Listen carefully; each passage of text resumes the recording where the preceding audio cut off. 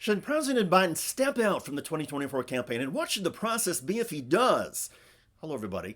I've been thinking about this a lot and talking to a lot of different folks, and I think there is a solution that is reasonable, doable, will unite the Democratic Party, and give Democrats the best chance of beating Donald Trump. First, here's where things stand now. Congressional Democrats largely rallying behind President Biden this weekend, at least in public. I'm not abandoning Joe Biden right now for any speculation. There was that same kind of a freak out after my debate. And in fact, I might even say that I had a more difficult evening than the president did. And here I am right now having this conversation. I'm not so cynical as to believe that the American people are going to choose a president based on a 90-minute debate. Okay, so that raises the key question. Was President Biden's debate just a bad night, perhaps because of a cold or cold medicine, or is President Biden generally as feeble and incapable as he seemed in the debate? The president's inner circle and family have been unequivocal. They say his performance was an outlier.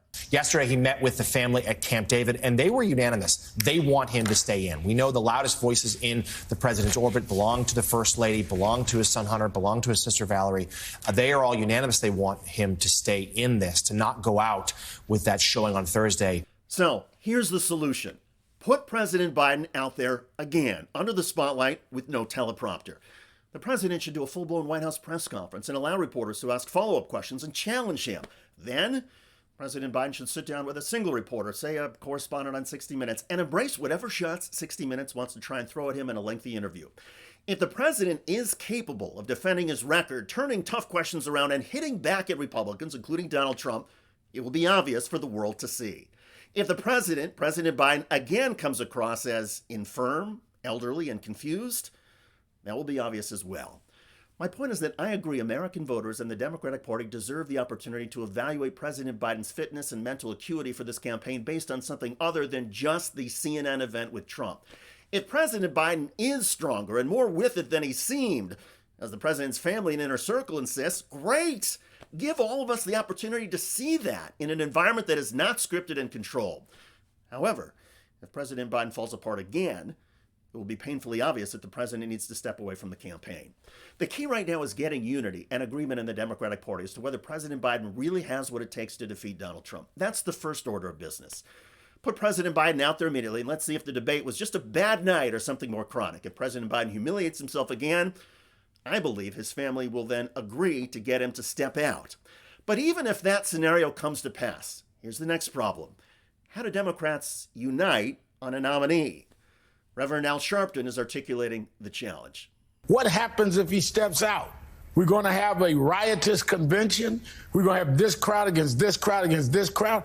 All Donald Trump has to do is sit back, get a Big Mac, and watch the Democrats destroy themselves. Because how do you come out of a late August convention of people questioning whether they're going with Kamala Harris or not, or the other one, or the other one, or the other one, and unite that party in 2 months to beat Donald Trump?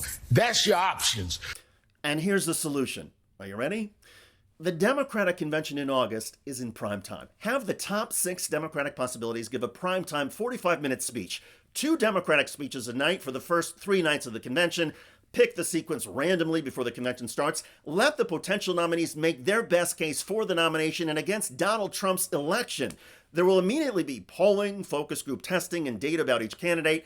Then on day 4, let all of the delegates vote on the nominee free of political wrangling or campaign organization efforts on the convention floor. The convention would generate blockbuster television ratings, and I'm convinced the best candidate to represent the Democratic Party would be clear. If no candidate has a delegate majority, eliminate the lowest one and vote again. Keep doing this until there's one candidate with a majority. Then have that nominee pick a running mate from one of the candidates who came in second or third. Now, I would imagine that Vice President Kamala Harris and California Governor Gavin Newsom would both seek to be among the 6 contenders. However, they cannot be on a ticket together if they both maintain their California residency. The solution to that could be as simple as Kamala Harris changing her residency to Washington, D.C., where she lives and works now. Also, to try and heal any divisions from this process, some of the final 6 who end up not being the nominee should be given cabinet posts announced at the convention. Kamala Harris may not want to be vice president again, but short of being president, she might be satisfied to be Secretary of State. It's probably the best job in any administration. I appreciate the criticism many of you will have over any of these solutions. It's easier to articulate a doable plan in a video than to get the Democratic Party to carry it out and do so successfully. But the fact is, if President Biden is too old and infirm to beat Donald Trump, we need clarity on that immediately. And if President Biden does step out, the Democratic Party will need to come up with a replacement without tearing the convention apart.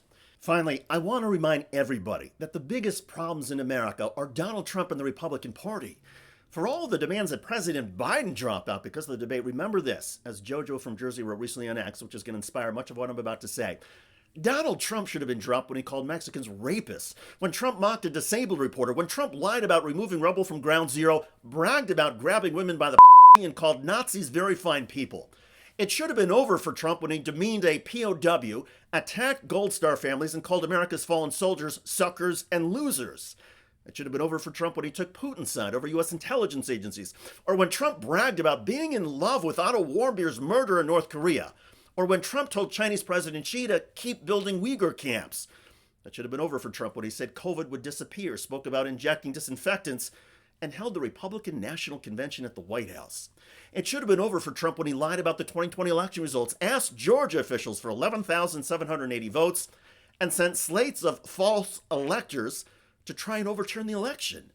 It should have been over for Trump when he refused the peaceful transfer of power, encouraged armed terrorists to attack our Capitol, and watched for more than 3 hours as they brutalized law enforcement. It should have been over for Trump when his vice president refused to endorse him, when most of the Trump cabinet would not endorse him, or when several of his former defense secretaries said Donald Trump was a threat to our national security and a threat to democracy itself. It should have been over for Trump when he was found liable of business fraud and sexual abuse and was convicted on 34 felony charges. It all should have been over for Donald Trump a long time ago. But the Republican Party kept accommodating him, the mainstream media kept legitimizing Trump, and the cultists kept worshiping Donald Trump. So here we are, talking about whether President Biden should drop out, because the possibility of Donald Trump returning to power could literally be the end of our democracy. The desperation so many of us feel is the fault of Donald Trump, a broken media that has abandoned the truth, and a corrupt political system that prioritizes confident carnival barkers instead of thoughtful governance. Well, we all have to live in reality. So let's start with finding out the reality of President Biden. We have no choice. I'm David Shuster. Thanks for joining us.